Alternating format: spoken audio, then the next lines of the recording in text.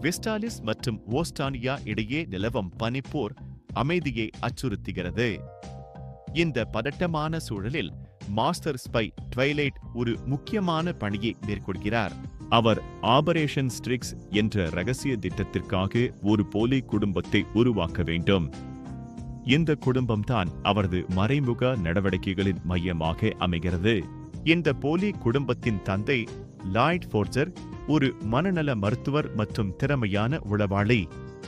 அவரது உண்மையான அடையாளம் ட்வைலைட்.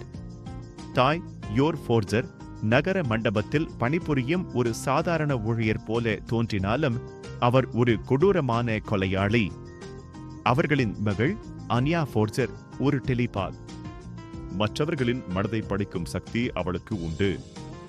மேலும் அவர்களின் செல்ல நாய் பாண்ட் ஃபோர்ஜர் எதிர்காலத்தை முன்கூட்டியே பார்க்கும் திறன் கொண்டது.